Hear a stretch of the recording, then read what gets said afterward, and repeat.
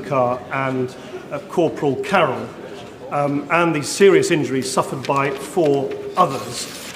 Can I say on behalf of all of us on these benches that our hearts go out to the families of the victims, though they harden against their murderers. Their violence must not, will not divide the people of Northern Ireland. Instead, it will strengthen their resolve to live their lives in peace, and that is the unwavering message of the dignified demonstrations taking place in Northern Ireland today. Yeah. Could I also extend my personal welcome to the Leader of the Conservative Party back to Parliament and say on behalf of all of us on these benches that we sincerely hope that he and his family have the time, the space to cope with the terrible loss they have suffered.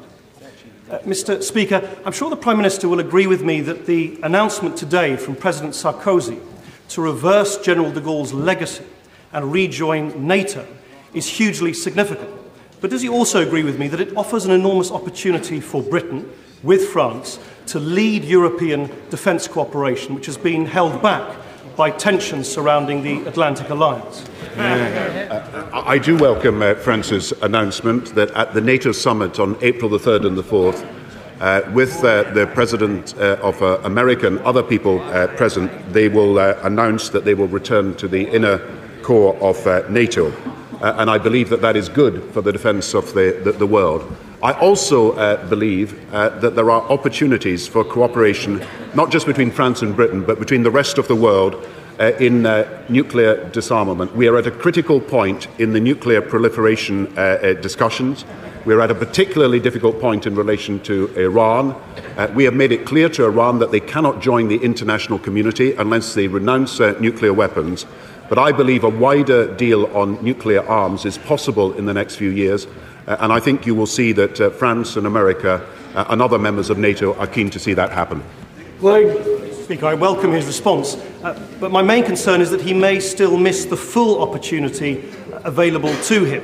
If he could commit Britain to working fully with France and others on European defence, which frankly we haven't done until now, then he would be in a stronger position to ask them to commit more money, more troops to Afghanistan. Does he recognise there's a good bargain to be had, which would be of enormous help to our overstretched servicemen and servicewomen in many years ahead? European defence cooperation is important, and I think you'll know that it exists in many, many areas, particularly between Britain and France. And I've talked directly with President Sarkozy about what more we can do together in Afghanistan and other places.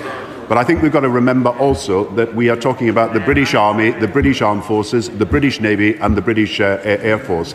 And we are going to defend our right to make our own decisions as well. Rodin Smith.